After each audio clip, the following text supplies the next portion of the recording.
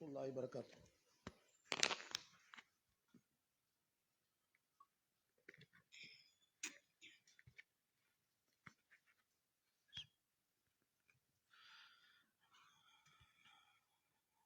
الله أكبر الله أكبر الله أكبر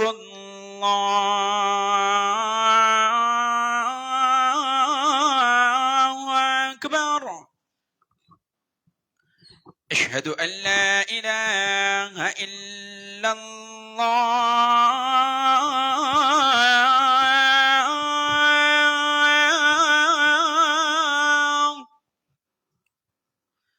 أشهد أن لا إله إلا الله.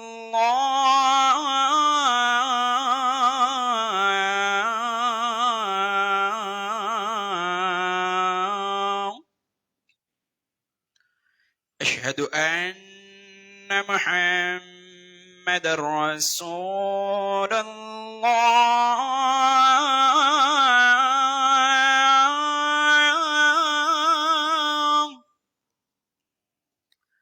أشهد أن محمد رسول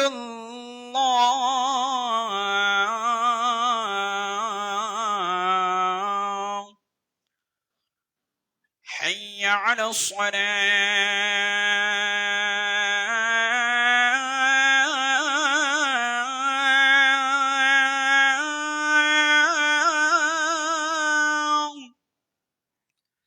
حي على الصلاة.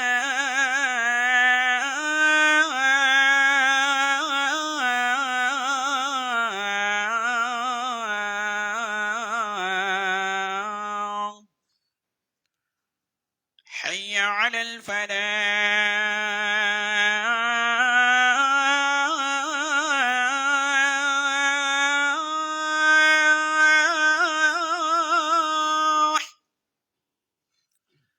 حي على الفلاح.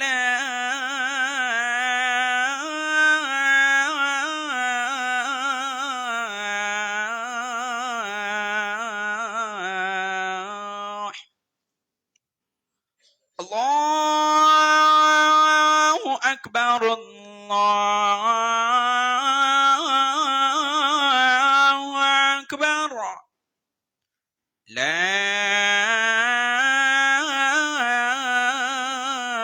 إله إلا الله.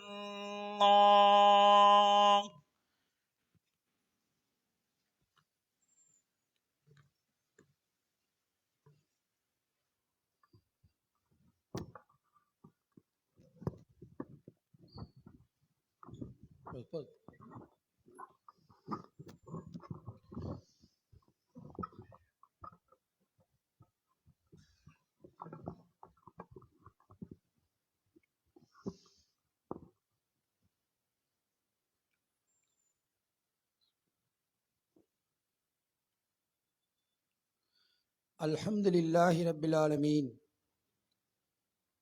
نحمده ونستعينه ونستغفره ونؤمن به ونتوكل عليه ونعوذ بالله من شرور أنفسنا ومن سيئات أعمالنا. من يهده الله فلا مضل له ومن يضلله فلا هادي له.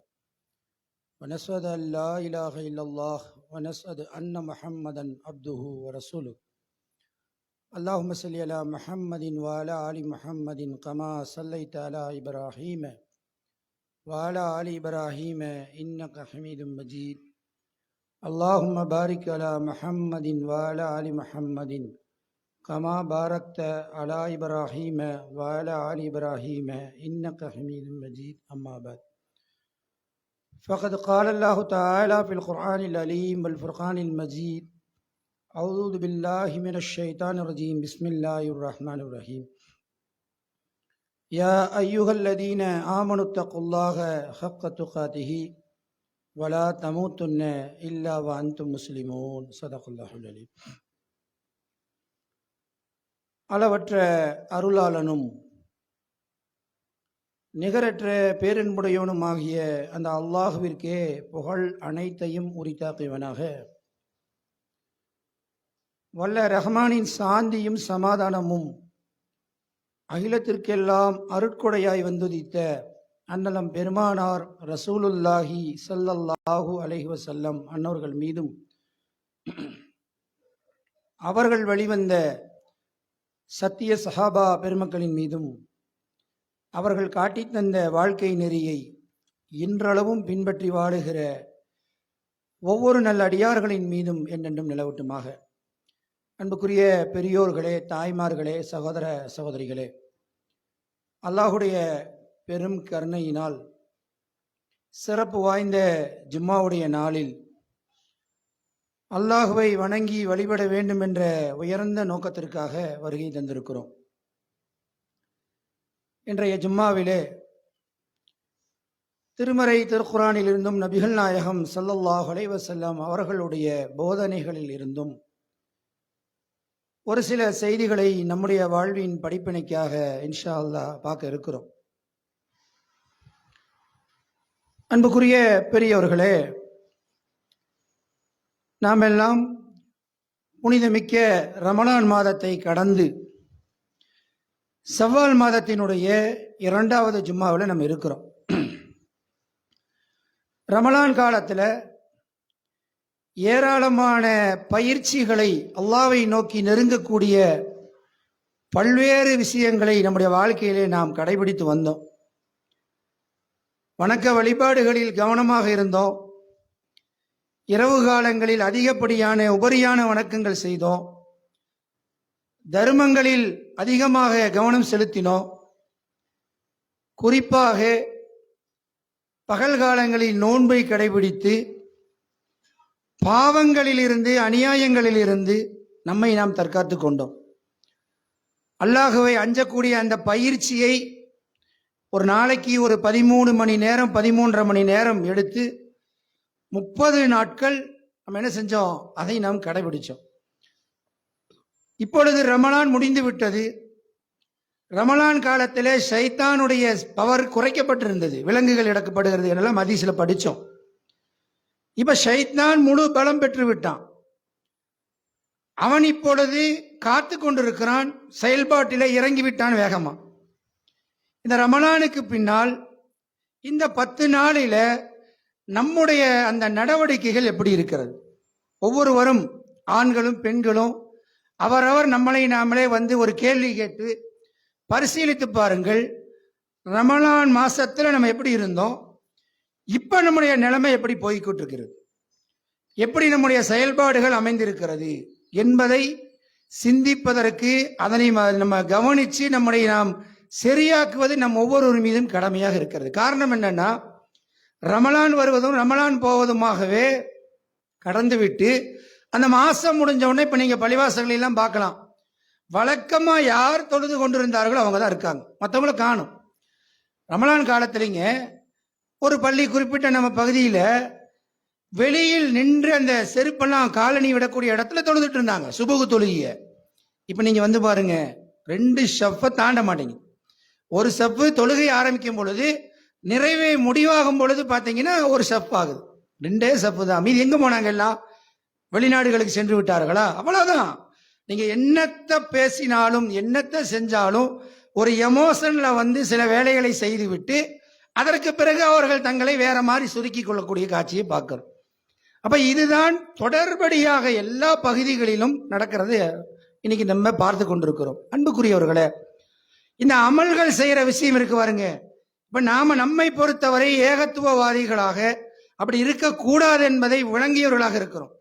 சாதாரணமா முஸ்லீம்களை நீங்க பார்த்தீங்கன்னா அதை பத்தி விளக்கம் இல்லை. எதனா ஜும்மாவுக்கு வேகமா வர்றது, ரமலான்ல வர்றது, பெருநாள்ல கூட்டம் போடுறது, பராத்துக்கு 27 அவங்களாக வச்சிருக்கிற அந்த நாட்கள்ல நிரம்பி வழிவது, பிறகு என்ன செய்யறது இல்ல, கவனிக்காம இருக்கிற மக்களை பார்க்கிறோம். ஆனால் ஒரு ஏகத்துவவாதி, ஒரு குர்ஆன் ஹதீஸ் தான் வாழ்க்கை என்று விளங்கியவர் எப்படி இருக்கணும்? அப்படி போக முடியாது. நம்ம அப்படி வந்து அசட்டையாக அந்த மாசத்துல ஒரு நிலை, அதுக்கு பிறகு எனக்கு வேற ஒரு நிலை என்ற நிலைக்கு நம்ம செல்ல முடியாது. சென்றால் நம்முடைய அந்த அமல் நமக்கு எந்த பயனையும் தரவில்லை என்பதுதான் எனக்கு கருதாகும். அன்புக்குரியவர்களே, அப்ப நம்ம சிந்திக்கணும், அமல் செய்யற விஷயத்துல கூட ஃபர்லான கடமையே ரமலானுக்கு பின்னாடி நிறைவேற்றுறோம். அதிகப்படியான வணக்கம் செய்ய முடியல. உபரி வணக்கம் நம்ம தஹஜ்ஜத் தொழுகை நம்மள்ட்ட இல்லை. அது மாதிரி கொஞ்சம் எக்ஸ்ட்ராவாக குர்ஆன் ஓதி கொண்டு இருந்தோம், அதெல்லாம் கொஞ்சம் குறைஞ்சிருக்குது, வேலை பழுவாயிருச்சு. ரமலான்ல நம்ம அதுக்காகவே பிரத்யோகமா வேலைகளை ஒதுக்கி விட்டு செய்யறோம். இப்ப வேலை பிஸி ஆயிட்டோம், ஏதாவது வேலை பழுவா இருக்குது, அப்ப என்ன செய்யறோம்? பரல கரெக்டா நிறைவேற்றுறோம் என்றால் கூட போதுமானது. ஆனால் என்ன செஞ்சிடக்கூடாதுங்க, ரமலான் காலத்தில் நோன்பை கடைபிடித்து பாவங்களில் இருந்து தவறுகளில் இருந்து விலகி நின்றோம். பார்வைகளை கவனிச்சோம், அபாசத்தை பார்க்கல. அந்நிய பெண்ணு சென்றா நான் நோம்பாளி என்ற உள்ளுணர்வு நம்மகிட்ட இருந்தது. நம்ம என்ன செய்யல? கவனமா இருந்தோம். தொலைக்காட்சிகள் பல வீடுகளில் மூடி வைக்கப்பட்டிருந்தது. பல பக்கம் என்னாச்சு, அப்படியே போட்டா கூட என்ன பார்க்கறது? செய்தி பார்க்கிறோம், விளையாட்டை பார்க்கிறோம், இது மாதிரியோட கவனம் இருந்தது. நாடகமோ சினிமாக்களோ ஆபாசங்களையோ என்ன செய்யல? பார்க்கல. ஏன்? நோன்பு, ரமலான் அப்படின்னு ஒரு பக்குவம் இருந்தது. அது மாதிரி நாவை கரெக்டா வச்சிருந்தோம். யாரை பத்தி நம்ம பேசக்கூடாது, தப்பா பேசக்கூடாது, பொய் பேசக்கூடாது, நோன்பு வச்சிருக்கிறோம் அப்படிங்கிற ஒரு பக்குவம் நம்மள்ட்ட என்ன இருந்தது?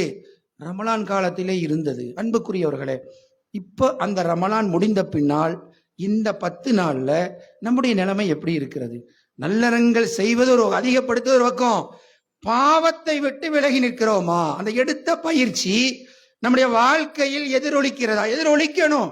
நம்ம இதில் அசட்டையா இருந்தோன்னு வைங்க, நம்மை அல்லாஹ்விடமிருந்து அந்நியப்படுத்தக்கூடியது இறைவனுக்கு பிடிக்காத, இறைவன் தடை செய்திருக்கிற, அல்லாஹுடைய தூதர் கண்டித்திருக்கிற செயல் என்னிடத்துல இருக்குமேயானால் நான் அல்லாஹை விட்டு தள்ளி போக வேண்டும். அல்லாஹ்வுடைய உதவி எனக்கு கிடைக்காது, அல்லாஹ்வுடைய கோபத்திற்கு நான் ஆளாக நேரிடும். அப்ப பாவம் என்று வருகிற பொழுது அதுல நம்ம கவனிக்க வேண்டும். அதுதான் நமக்கு இந்த நோன்பு தந்த பயிற்சி. நோன்பு கொடுத்துட்டு போன நமக்கு கொடுத்த பயிற்சி என்னங்க?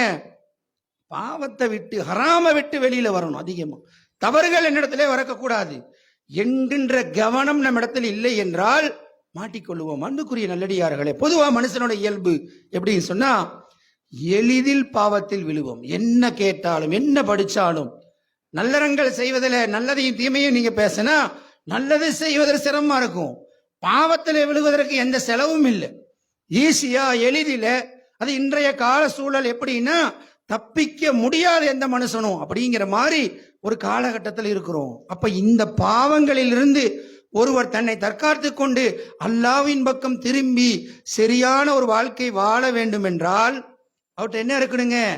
முதல் விஷயம் விழிப்புணர்வு இருக்கணும். இது மேல ஒரு அக்கறையும் கவலையும் இருக்கணும், கவனமற்றவர்களாக இருக்கக்கூடாது.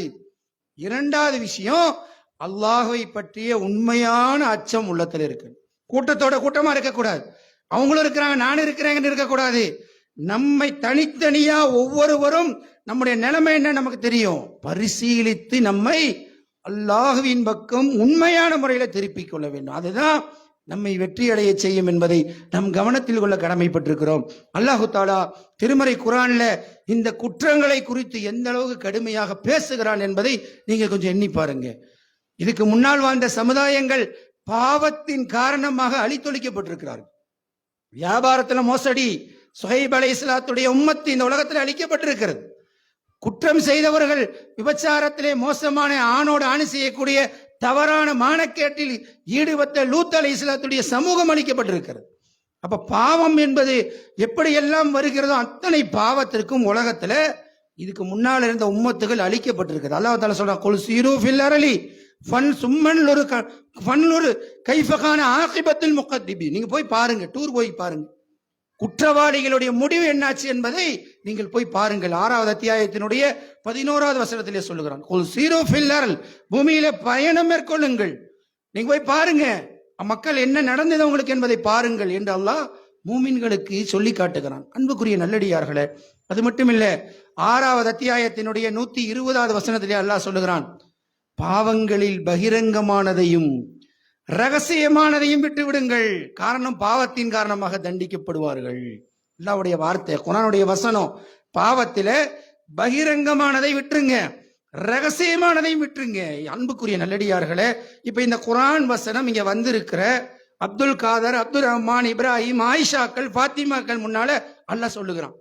இப்ப இந்த பகிரங்கமான பாவத்தை விட்டு விடுங்கன்னா நம்மளை விட்டுருவோம். ஏன்?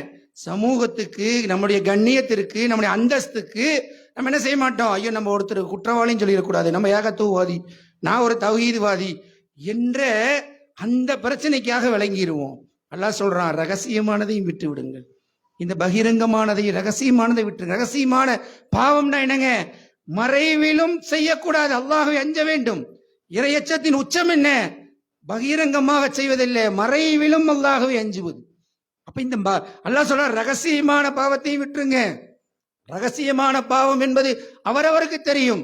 நான் தனித்திருக்கும் பொழுது எப்படி இருக்கிறேன், நான் வெளியூரில் இருக்கும் பொழுது எப்படி இருக்கிறேன், யாருமே பார்க்காத பொழுது என்னுடைய நிலை என்ன என்பதுதான் ரகசியம். அந்த ரகசியத்திலும் அந்த பாவத்தையும் விட்டு விடுங்கள் என்று குர்ஆனிலே அல்லாஹ் ரப்புல் ஆலமீன் எச்சரிக்கின்றான்.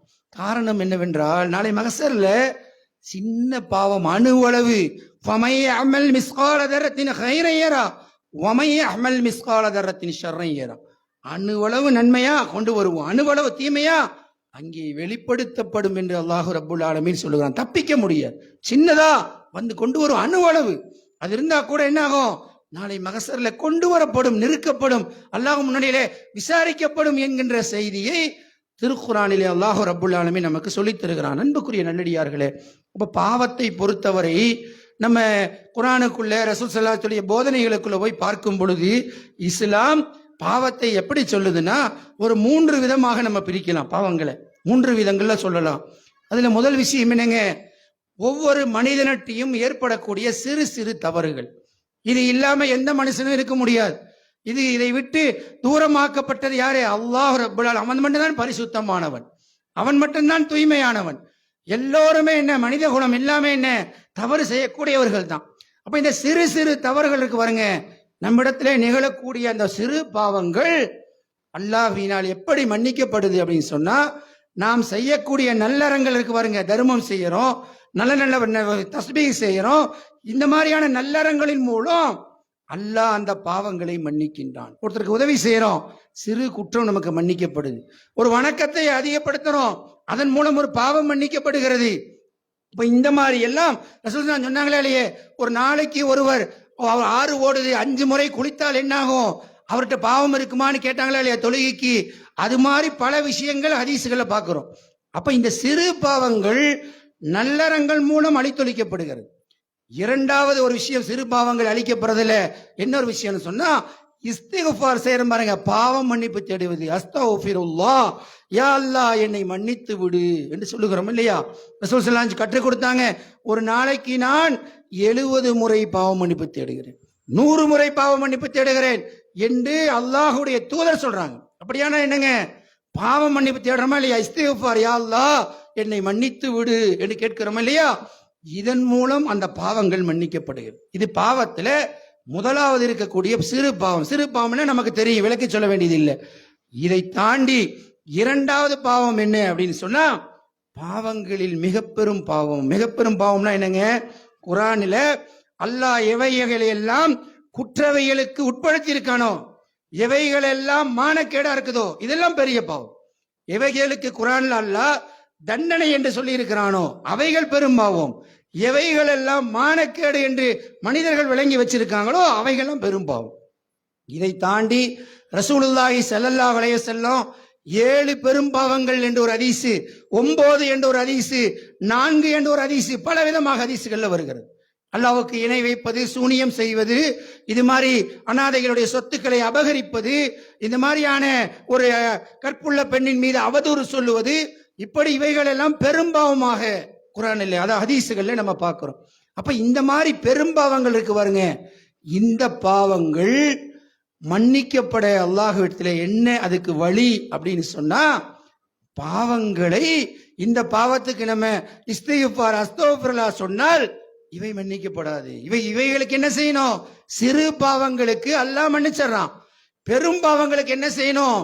பெரும் பாவங்களுக்கு செய்ய வேண்டிய விஷயம் தௌபா செய்து மீள வேண்டும். இஸ்திக்ஃபார் என்றால் அல்லாஹ்ட்ட பாவம் மன்னிப்பு தேடுறோம். தௌபா என்றால் என்ன? தூபு இலல்லாஹி தௌபத்தன் நஸூஹா அல்லாஹ் சொல்றான் 66வது அத்தியாயத்தினுடைய 8வது வசனத்திலே, மூமின்களே, யா அய்யுஹல்லதீன ஆமனூ, இறை நம்பிக்கையாளர்களே, தூபு இலல்லாஹி தௌபத்தன் நஸூஹா, நீங்கள் அல்லாஹ்வின் பக்கம் தௌபா செய்து மீளுங்கள். தௌபா செஞ்சு மீளுங்க. சாதாரணமா மன்னிச்சுக்கங்கிறது இல்லை. தௌபானா என்ன? தௌபா என்றால் செய்ததை நினைத்து வருந்துவது. செஞ்சதை நம்மளை உருக்கணும். இப்படி செஞ்சிட்டோமே, நம்முடைய வாழ்க்கையில இத்தனை நாட்களை இப்படி வீணடித்து விட்டோமே, அல்லாவுக்கு புறமான வாழ்க்கையாக போய்விட்டதே, அறியாமல் போய் தர்காக்கள்ல கிடந்தமே, அறியாமல் நாம் இந்த குற்றத்தை செய்து விட்டோமே, இவ்வளவு நாள் நான் சூதாட்டத்தில் இருந்து விட்டேனே, இவ்வளவு நாள் நான் இவ்வளவு ஆபாசத்திலையும் அந்நிய பெண்ணோடும் தொடர்பில் இருந்து விட்டேனே, இவ்வளவு இப்படி ஒருவருக்கு நான் இந்த தவறை செய்து விட்டேனே என்றெல்லாம் என்னென்ன குற்றம் இருக்கிறதோ, என்னென்ன மானக்கேடு இருக்கிறதோ, இவைகளை நினைத்து ஒரு மனிதன் வருத்தப்படணும். ஆணோ பெண்ணோ வேதனைப்பட வேண்டும். இது தௌபாவினுடைய முதல் விஷயம். இரண்டாவது விஷயம் என்ன? அல்லாஹ்விடத்திலே அழுது மன்றாட வேண்டும். அல்லாஹ்விடத்திலே அழுது மன்றாட வேண்டும். அதுதான் தௌபாவினுடைய இரண்டாவது கட்டம். யா அல்லாஹ், நான் இந்த மாதிரி செய்து விட்டேன், என்னை நீ மன்னிக்காவிட்டால் நான் நஷ்டவாளியாகி விடுவேன். லா இலாஹ இல்லா அன்த சுப்ஹானக, நீ பரிசுத்தமானவன், உன்னை தவிர நாயன் இல்லை, எனக்கு நானே அநியாயம் செய்தேன். அப்போ பாவ மன்னிப்பு கேட்கறதுன்னா அல்லாஹ்ட்ட இந்த மாதிரி அழுது கேட்பது, இது இரண்டாவது விஷயம். மூன்றாவது விஷயம் என்ன? தௌபால இனிமேல் அந்த பாவத்தை செய்ய மாட்டேன். அந்த பாவத்தை செஞ்சுட்டு யா அல்லாஹ்னு கேட்டுட்டு மறுபடியும் செய்யறதில்ல. தௌபா என்றால் என்ன? இனிமேல் செய்ய மாட்டேன், இனி எந்த தவறு, இனி எந்த குற்றம், இனி எந்த பாவம் என்னிடத்தில் நிகராது இறைவா என்று தௌபா செய்வதுதான் தௌபா செய்வது. அன்புக்குரிய நல்லடியார்களே, அப்ப இந்த மாதிரி நம்ம தௌபா செய்யறோம் பாருங்க, இந்த மாதிரி செய்வதுதான் அந்த பாவ மன்னிப்பு, இந்த பெரும் பாவங்களுக்கான தீர்வாக இருக்கிறது. அப்ப இதை செய்கிற பொழுது இது எவ்வளவு பெரிய நன்மை தருது தெரியுங்களா? ஒரு பாவத்தை விட்டு நாம விலகுவது என்பது நல்லறம் செய்யறோம் இல்லைங்களா, அதற்கு இணையானது அல்லாஹ்விடத்திலே. சாதாரணமான நினைக்க கூடாது, பாவத்தை விட்டு தானே விலகிறோம் நினைக்க கூடாது. நீங்கள் நல்லறம் செய்வதற்கு என்ன கூலி, என்ன சவாப் அல்லாஹ்ட்ட இருக்குதோ, அதே அளவுக்கு ஒரு தவறை, ஒரு குற்றத்தை, ஒரு பாவத்தை விட்டு நாம் விலகி நிற்பது அல்லாஹ்வுக்கு பிரியமான விஷயமா இருக்கு. குர்ஆன்ல நீங்க எடுத்து பார்க்கலாம். யூசுப் அலைஹிஸ்ஸலாம் அந்த வீட்டில் இருக்கிற அந்த பெண்மணி தவறுக்கு அழைக்கின்ற பொழுது என்ன செஞ்சாங்க? அல்லாஹ்விட்ட பிரார்த்தனை செய்து தப்பினார்களா இல்லையா? மறைவில் அல்லாஹ்வை எஞ்சுவது.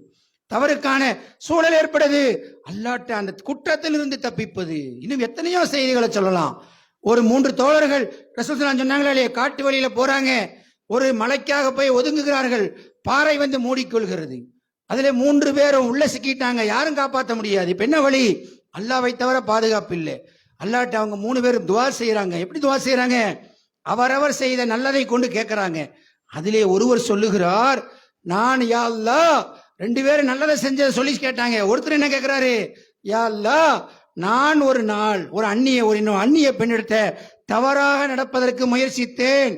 அப்ப அந்த பெண் சொன்னா, அல்லாஹ்வை அஞ்சிக்கொள் என்று சொல்லுகிற பொழுது உன்னுடைய அச்சம் ஏற்பட்டு நான் பயந்து அந்த தவறிலிருந்து விலகிவிட்டேன் யா அல்லாஹ், ஆகவே நீ எனக்கு என்ன செய், அந்த பாறையை விலக்கி என்னை காப்பாற்று என்று சொல்லுகிற பொழுது பாறை அகன்றது என்ற ஹதீசுகள்ல நம்ம படிக்கிறோம். அப்படின்னு என்ன அர்த்தங்க? அல்லாஹ்வை அஞ்சி குற்றத்திலிருந்து விளங்குவதை அல்லாஹ் விரும்புறான்.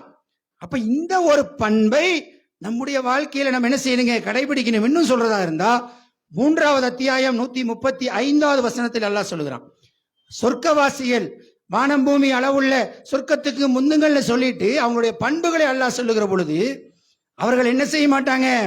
மானக்கேடானதையோ தவறானதையோ செய்து விட்டால் உடனடியாக அல்லாஹ்வின் பக்கம் திரும்பி அவர்கள் பாவ மன்னிப்பு தேடுவார்கள். தொடர்ந்து அல்லாஹ் சொல்லுகிறான், தெரிந்து கொண்டே அந்த பாவத்தில் நிலைத்திருக்க மாட்டார்கள். தெரிஞ்சு அதில் இருக்க மாட்டாங்க, தெரிஞ்சுக்கிட்டே அந்த குற்றத்தில் அவங்க இருக்க மாட்டாங்க என்று அல்லாஹ் ரப்புல் ஆலமீன் பாவங்களை விட்டு விலகுவதற்கான வழிகாட்டுதலை சொல்லக்கூடியதை பார்க்கிறோம். அன்புக்குரிய நல்லடியார்களே, நம்மளை பொறுத்த வரைக்கும் நம்மள்ட்ட இருக்கக்கூடிய ஒரு அசட்டை என்ன தெரியுங்க?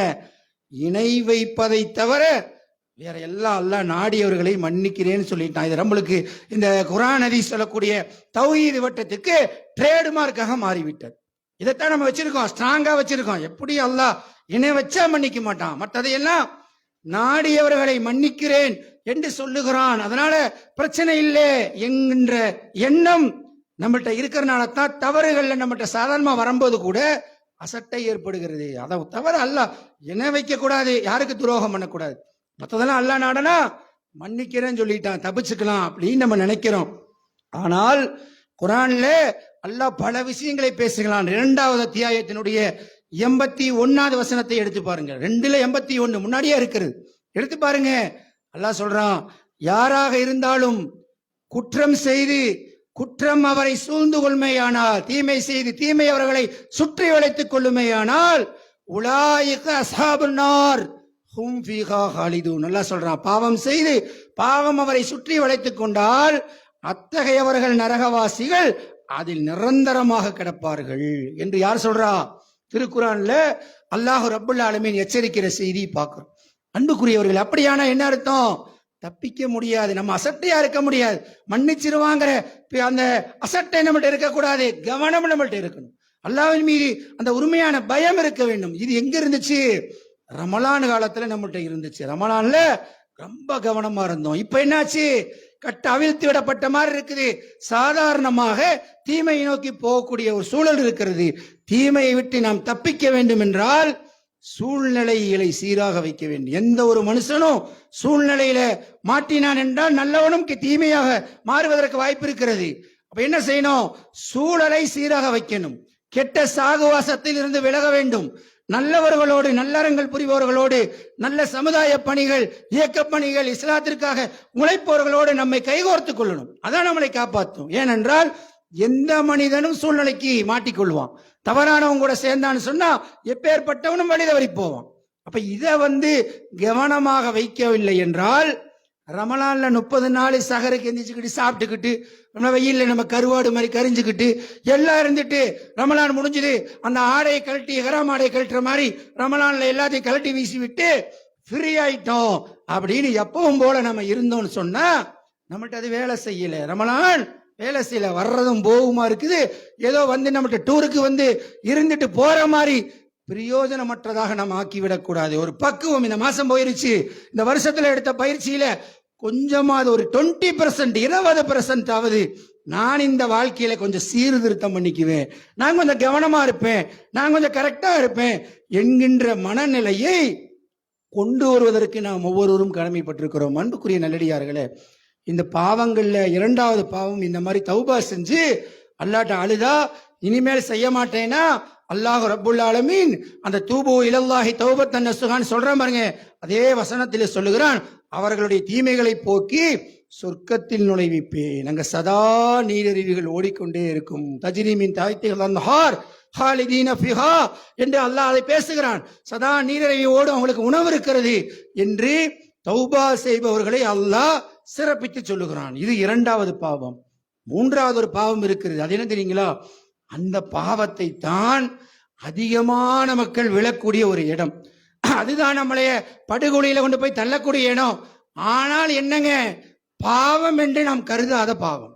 அதுதான் குற்றமாகவோ பாவமாகவோ தவறாகவோ நினைக்காம நல்லவர்களும் விழக்கூடிய ஒரு இடம். நல்ல ஒரு இபாதத்திசாலி, நல்ல ஒரு இயக்கவாதி, அவரும் என்ன செய்யறாரு? அதில் போய் விழக்கூடியது எது இருக்குது? இந்த பாவம் தான். அது என்ன பாவம்னு சொன்னா, சக மனிதனுக்கு செய்கின்ற பாவம். சக மனிதன், நம்மை போன்ற மனிதன், நம்முடைய உறவுகள், நம்முடைய கூட இருக்கிறவங்க, அன்பர்கள், நண்பர்கள், யாரை பார்க்கிறோமோ அந்த மனிதரை கொடுக்கல் வாங்கல் செய்பவர், இப்படி சக மனிதர்களுக்கு செய்யற பாவம் இருக்கு பாருங்க, இது நம்மளை படுகொலியில் கொண்டு போய் தள்ளிவிடும். மற்றைய ஏனைய பாவங்கள் அல்லாஹ்வுக்கு செய்யற பாவம். இந்த குற்றத்தை பொறுத்தவரை சக மனிதனுக்கு நாம் செய்தால், சக மனிதன் மன்னிக்காத வரை கபூர்ல பிரச்சனை, மௌத்துல பிரச்சனை, ஜனாசா தொழுக வைக்கிறதுல பிரச்சனை, கபருக்குள்ள பிரச்சனை, ஆகரத்துல பிரச்சனை, தப்பிக்க முடியாது. அதுக்கு தீர்ப்பு வராமல் சொர்க்கத்துக்குள் நுழைய முடியாது. நீங்க பார்க்கலாம், ஹதீஸ்களை படிச்சு பாருங்க. அந்த சிராத்துங்கிற பாலத்தை கடந்த பின்னால், சிராத்தில் முஸ்தகீம் எல்லாம் பாலம் கிடையாது, சிராத் என்றால் பாலம். அந்த பாலத்தை கடந்த பின்னால் அங்கே போனவுடன் சொர்க்கவாசின்னு டிக்ளேர் ஆகுது. ஆனா உள்ள விடல அல்லாஹ். நீங்க ஹதீஸ் எடுத்து பாருங்க, எப்படி இருக்கிறது? அவர்களுக்குள், மனிதர்களுக்குள் நடந்த அந்த பிரச்சனைகளுக்கு அல்லாஹ் தீர்வை தேடி பிறகு உள்ளே அனுப்புகிறான் என்பதை ஹதீஸ்களை படிக்கிறோம்னா சாதாரண விஷயம் இல்லை. சொர்க்கவாசின்னு டிக்ளேர் ஆயிருச்சு. சொர்க்கவாசி தான் பாலத்தை கடக்க முடியும். மற்றவங்க எல்லாம் என்ன ஆகும்? கீழே நரகம், நரகத்தில் விழுவார்கள். அந்த மாதிரி போனா கூட சக மனிதன்கிட்ட இருந்து அவனுக்கு செய்ததற்கு தீர்ப்பு வழங்காமல் அல்லாஹ் உள்ள விடுறதில்லை. அப்ப எப்படி இருக்கணும் சக மனிதன்ட்டு? அடுத்த மனிதர்களோடு நாம் நடந்து கொள்கின்ற, அவங்களுக்கு செய்யற அந்த குற்றங்கள் இருக்கு பாருங்க, அதில் நம்ம கவனமாக இருக்கிறோமா? வணக்கசாலி கவனமா இருக்கிறோமா? ரமலான்ல இருந்தோம், ரமலான்ல கவனமா இருந்தோம். என்ன கவனமா இருந்தோம்? இந்த குற்றம் அடுத்த மனிதருக்கு செய்வதில் அதிகம் குற்றத்தை இழைக்கக்கூடிய இடம் எதுங்க? நாவு தான். ஃபர்ஸ்ட் விஷயம் என்னங்க?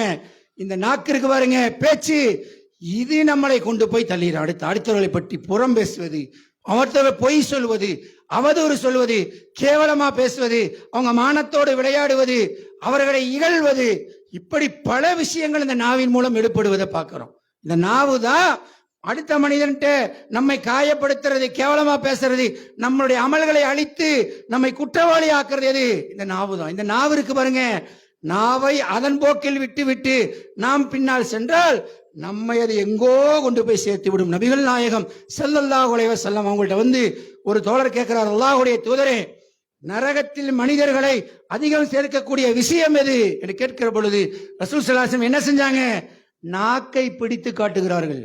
அந்த தோழர் கேட்கிறார், அல்லாஹ்வுடைய தூதரே, இது நரகத்தை கொண்டு போகுமா என்று கேட்கிற பொழுது ரசூல் ஸல்லல்லாஹு அலைஹி வஸல்லம் இதுதான் அதிகமா கொண்டு போகும். ஏன்? அதுதான் வேலை செய்து, அதுதான் ஒருத்தர் அவதூறு சொல்லுது, ஒருத்தரை புறம் பேசுது, ஒருத்தரை துருவி விசாரிக்குது, ஒருத்தரை கேவலப்படுத்துது, சமூகத்துல அவர் இருக்கிற அந்தஸ்தை 4 பேர்த்து மத்தியில கேவலப்படுத்துகிறது, அசிங்கப்படுத்துவது. அப்ப இந்த பாவம் ரமலான்ல கவனமாக நோன்பு வச்சிருக்கிறோம். யார பேசுனா நோன்பு கெட்டு போயிடும். அப்ப நோன்பு போயிருச்சு, ஆரம்பிச்சுக்கலாமா? அப்படித்தானே இருக்கிறோம். அந்த பக்குவம் இருக்கிறதா? இருக்க வேண்டும். இருந்தால் சீராக ஆகும். அன்புக்குரிய நல்லடியார்களே, எந்த அளவுக்கு என்று சொன்னா அல்லாஹு தஆலா குர்ஆன்ல மூமின்களுடைய பண்புகளை பேசுகிற பொழுது அவர்கள் எப்படி பேசுவார்கள்? அழகானதை பேசுவார்கள், அழகானதை பேசுவாங்க. பேச்சிலேயே குர்ஆன் சொல்லித் தருது என்ன? பேசுறத அழகா பேசுவார்கள், நல்லதை பேசுவார்கள், தேவையெல்லாம் பேச மாட்டாங்க என்று அல்லாஹ் சொல்லித்தரான். இன்னும் சொல்வதா இருந்தா, இந்த பேச்சிற்கு வரங்க பிற படைப்புகளுக்கு தரப்படாத ஒண்ணு. பேசுறது மட்டும்லாம் மனுஷன் பேசுற மாதிரி இல்லை, விளக்கி சொல்லக்கூடிய தன்மையை அல்லாஹ் பெரிய நெஹமத்தாக சொல்லுகிறான். குர்ஆனை நீங்க திருப்பி பாருங்க, அர் ரஹ்மான் அத்தியாயத்தை எடுத்தால் அதிலே அல்லாஹ் தன்னுடைய அருட்கொடைகளை பட்டியல் போடுகிறான். நீங்கள் இருசாரார் எதனை பொய்யாக்குவீர்கள் என்று அல்லாஹ் கேட்கிறானா இல்லையா? அதுல அல்லாஹ் சொல்லக்கூடிய ஆரம்ப அருட்கொடை என்னங்க? அர் ரஹ்மான் அல்லமல் குர்ஆன், அளவற்ற அருளாளன், குர்ஆனை தந்தான். ஃபர்ஸ்ட் அருட்கொடை அதுதான். அடுத்தது என்ன சொல்றான்? அல்லமஹுல் பயான், மனிதனை படைத்தான். ஹலகல் இன்சான் அல்லமுல் பயான் என்று சொல்கிறானே, மனிதனை படைத்தான், பேச்சு விளக்கத்தை கற்றுக் கொடுத்தான். அது இல்லைன்னு வைங்க, விஞ்ஞானமே வளர்ந்திருக்காது. அவரவர் எழுதி வச்சுட்டு போனா என்ன தெரியும்? ஒன்றை பத்தி விளக்கனா தான் டெவலப் ஆகும். அப்ப அந்த விளக்கக்கூடிய தன்மை அல்லாஹ் இரண்டாவது பெரும் அருட்கொடையாக அல்லாஹ் சொல்லுகிறான்.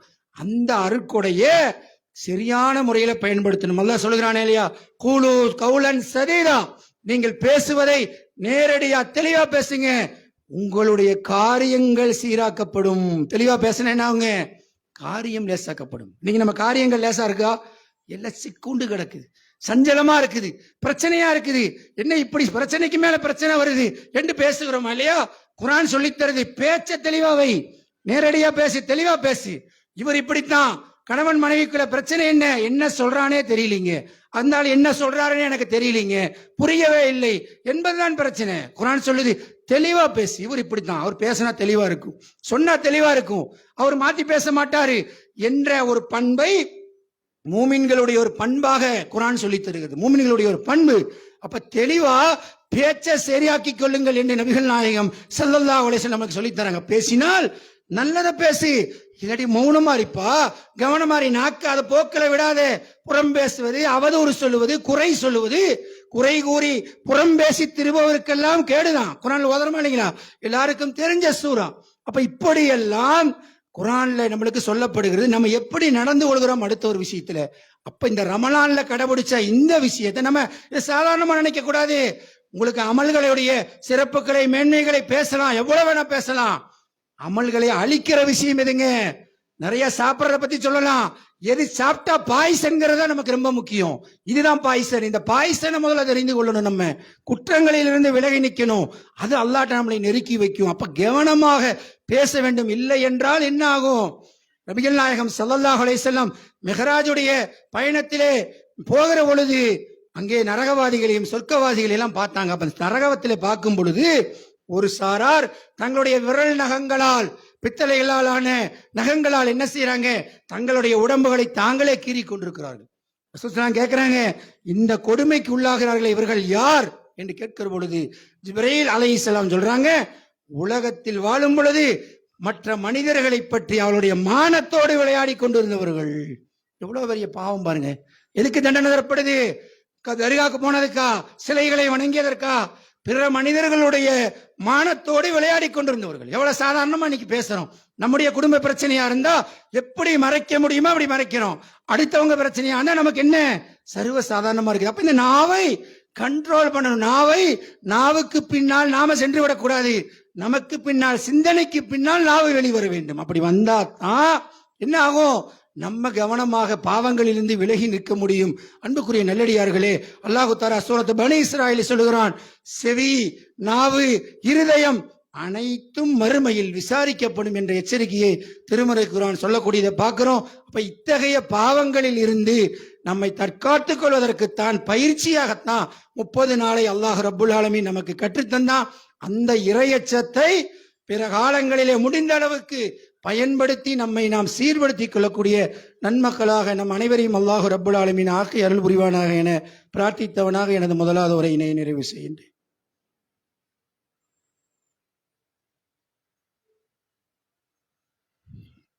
அல்ஹம்துலில்லாஹி ரப்பில் ஆலமீன். அன்புக்குரிய சகோதரர்களே, நம்மளுக்கு தெரிஞ்ச செய்தி தானே அப்படின்னு செய்தி தான் நமக்கு எடுத்து காட்டுவான். இதை நாங்கள் கேட்ட விஷயம் தானே. கேட்ட விஷயம் கேட்காத விஷயம் இல்லை. அல்லாஹ்வுடைய வசனங்கள் நம்ம முன்னால சொன்னா அவரவர் நம்மளை பரிசீலிக்க வேண்டியதுதான். இப்ப நான் சொல்றேன்னா நான் பார்த்துக்கணும். அதே மாதிரி கேட்கிறோமா, பெண்கள், தாய்மார்கள், சகோதரிகள், நாம எப்படி நடக்கிறோம்? நம்ம இந்த விஷயத்துல குற்றங்களை விட்டு ரமலான்ல இருந்தமே அந்த அளவுக்கு 100% இருக்க முடியலன்னா கூட ஒரு 50% இருக்கிறோமா? கவனமா இருக்கிறோமா? குற்றம் செய்யாம இருக்கிறோமா? பிறருக்கு இடையூறு செய்யாம இருக்கிறோமா? சக மனிதர்கள்ட்ட ஒழுங்கா இருக்கிறோமா? பாவங்களை விட்டு விலகி நிற்கிறோமா என்ற கவனம் இல்லை என்றால் நிச்சயமா சடங்காக நம்முடைய அமல்கள் போய்விடும் என்பதை கவனத்துல கொள்ளணும். சக மனிதனுக்கு செய்வதில் இன்னொரு பெரிய பாவம் என்னங்க? ரசூல் ஸல்லல்லாஹு அலைஹி சொன்னாங்க, ஒரு மனிதனுடைய மானம், அவனுடைய உயிர், அவனுடைய பொருளாதாரம் உங்களுக்கு ஹராம் என்று ஹஜ்ஜத்துல் விதால சொன்னாங்க. இந்த நகரால் எப்படி புனிதமானதோ, இந்த நகரம் எப்படி புனிதமானதோ என்று அந்த புனிதமான அந்த இடத்துல நின்று கொண்டு அது போன்று ஒரு மனிதனுடைய உயிர், மானம், பொருள் என்று சொன்னார்கள். இந்த பொருளாதார விஷயத்துல எப்படி இருக்கிறோம்? சக மனிதர்கிட்ட வணக்க வழிபாடெல்லாம் கரெக்ட் தான், நல்லா ரொம்ப காலமா ஒரு ஏகத்துவத்தில் ஸ்ட்ராங்கான ஆளு, குடுக்கல் வாங்கல்ல சரியா இருக்கிறோமா? கரெக்டா அதுக்குத்தான் நோன்பு. இந்த பயிற்சி இறையச்சத்தை நீங்கள் பெறலாம்னா என்ன இறையச்சத்தை பெறது? இரவில் நின்று வணங்குவது மட்டும்தான் இறையச்சமா? குற்றத்திலிருந்து விலகி நிற்கணும். சக மனிதனுக்கு செய்யக்கூடிய பாவத்தில் கவனமா இருக்கமா? கொடுக்கல் வாங்கல சரியா இருக்கா? கடன் விஷயத்துல கவனமா இருக்கமா என்றால் பெரிய ஓட்டை இருக்கிறத பார்க்கலாம். இதுல சரியா இருக்கிறவங்களும் அதுல காணா போறத பார்க்கணும். எங்க பார்த்தாலும் பிரச்சனை, எங்க பார்த்தாலும் சங்கட்டம். வாங்கினா கொடுக்கறது இல்லை, கொஞ்ச காலமானா மறந்துருச்சு. அவரும் மறந்துட்டார், நானும் மறந்துட்டேன். நம்ம மறந்துடலாம், யாரு மறக்க மாட்டா? நம்முடைய பதிவேடு மறக்காது. நாளைக்கு ஆகரத்துல எடுத்து வெளிப்படுத்தப்படும், தப்பிக்க முடியாது. இதனுடைய ஆபத்தை விளங்கித்தான் ரசூல் ஸல்லல்லாஹு அலைஹி வஸல்லம் என்ன செய்யறாங்க? ஜனாசா வருகிற பொழுது முனாஃபிக் யாருங்க? உபய் பின் கலபுடைய ஜனாசா வருகிற பொழுது ரசூல் ஸல்லல்லாஹு அலைஹி வஸல்லம் என்ன செஞ்சாங்க? தொழுகை நடத்துவதற்காக அவருடைய மகன் கேட்கும் பொழுது தொழுகைக்காக போய் நிற்கிறார்கள். அல்லாஹ் தடுக்கிறான் சூரத் அதாவது 9வது அத்தியாயத்திலே. ஆனால் வந்து தொழுகத்தா உமர் ரலியல்லாஹு சொல்றாங்க, தொழுக வைக்காதீர்கள், இப்படியெல்லாம் உங்களை அவன் கொடுமை செய்தான்னு சொல்லும் பொழுது ரசூல் சொல்றாங்க, 70 முறை நான் அல்லாஹ்விடத்தில் பாவ மன்னிப்பு கேட்டால் அல்லாஹ் மன்னிப்பான் என்றால் நான் அவருக்காக கேட்பேன். ஏன்னா அவங்களுடைய கருணை. அதனாலதான் அவங்க அரஹமுர், அவங்க எப்படி இருக்கிறாங்க? உமா அர்சல்னாக இல்லா ரஹமத்துல் லில் ஆலமீனாக இருக்கிறார்கள். அகிலத்துக்கு அருட்கொடை, குற்றவாளிக்கு கூட கருணை காட்டுகிறார்கள். ஆனால் அல்லாஹ் தஆலா அப்படி நிக்காதேன்னு தடுத்துட்டான். அதே நேரத்துல நம்ம பார்க்கிறோம், இங்க மூமினுடைய ஜனாசா வருகிறது. ரசூல் ஸல்லல்லாஹு அலைஹி வஸல்லம் கேட்கறாங்க, இருக்குதா, கடன் இருக்குதா, ஏதாவது விட்டு செஞ்சிருக்காரா? ஆம் என்றால் தொழுக வைக்கிறாங்க. இன்னொரு ஜனாசா வருகிற பொழுது என்ன சொல்லப்படுது? இருக்குதா? இல்லை. அப்படியானால் உங்கள் தோழருக்கு நீங்களே தொழுக வைத்துக் கொள்ளுங்கள். அல்லாஹ்வுடைய தூதர் விலகி நின்று பிரார்த்தனை செய்ய மறுத்த ஒரு பெரிய விஷயம் நமக்கு பலமுறை சொல்லியாச்சு, அதனால விளக்கமா சொல்ல வேண்டியதில்லை, நினைவுபடுத்துறோம். அவரவர் நினைச்சு பாருங்க. அப்ப இவ்வளவு பெரிய குற்றம் சக மனிதனுக்கு தொழுகைக்கே சிந்திக்கிற அளவுக்கு பாவ மன்னிப்பு தேடுவதற்கே பெரிய பாரதூரமான விஷயமா இருக்குது என்றால் நாம் எப்படி இருக்க வேண்டும்? அன்புக்குரிய நல்லடியார்களே, இவைகளையெல்லாம் சீர்படுத்துகிற பொழுது அழகான ஒரு மூமினாக, அல்லாஹ்வுக்கு நெருக்கமானவர்களாக, அல்லாஹ்வுக்கு பிரியமானவர்களாக நம்முடைய வாழ்க்கை மாறும். சிறு பாவங்கள் அப்படி மன்னிக்கப்படுகிறது, பெரும் பாவங்கள் தௌபா செய்யணும். சக மனிதருக்கு செய்யக்கூடிய குற்றத்திலே கவனமாக இருந்து நாம் விலகி நின்று அல்லாஹ்வை அஞ்சியவர்களாக வாழ வேண்டும். அப்படி வாழக்கூடிய நன்மக்களாக அல்லாஹ் ரப்புல் ஆலமீன் நம் அனைவரையும் ஆக்கி வைப்பானாக. அல்லாஹ் நபிகள் நாயகம் ஸல்லல்லாஹு சொன்னாங்க, ஆதமுடைய மக்கள் குல்லுபனி ஆதம ஹத்தாவூன், ஆதமுடைய மக்கள் அனைவரும் தவறு செய்யக்கூடியவர்கள் தான். அதுல சிறந்தவர்கள் யார்? ஹைரல் ஹத்தாயின தவாபின், அவர்கள் அதில் சிறந்தவர்கள் யாருன்னா பாவ மன்னிப்பு தௌபா செய்து மீளுபவர்கள். ஆகையினால தவறுக்கு நம் அப்பாற்பட்டவர்கள் யாரும் இல்லை. நம்மை நாம் சீர்படுத்திக் கொள்வதில் தான் சிறந்தவர்களாக மாறுகிறோம் என்பதை நினைவுபடுத்தி, நம்முடைய காலத்திலே இன்றைக்கு நடக்கிற பெரும் கொடுமைகள் ஒரு கொடுமை என்னங்க, பாலஸ்தீன மக்களுடைய அந்த கொடுமை பார்க்க முடியாத ஒரு கட்டத்திலே உலகம் அவர்களை கைவிட்ட நிலையிலே அல்லாஹ்வுடைய உதவியை தவிர எதுவும் இல்லைங்கிற நிலைமையில மிக பெரும் ஒரு துயரத்துக்கு நாளுக்கு நாள் ஆளாகி கொண்டிருக்கிறார்கள். இருந்த போதிலும் உறுதியோடு அந்த மக்கள் போராடக்கூடியதை பார்க்கிறோம்.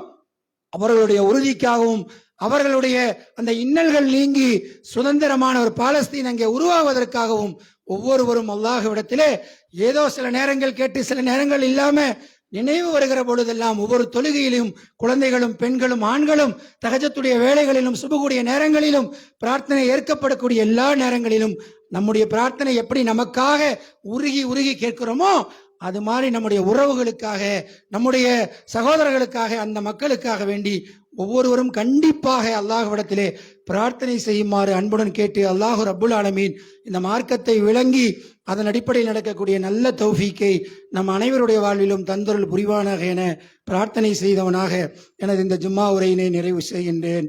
வாஹிரு தஅவானா அல்ஹம்துலில்லாஹி ரப்பில் ஆலமீன். அஸ்ஸலாமு அலைக்கும் வரஹ்மத்துல்லாஹி வபரகாத்துஹு.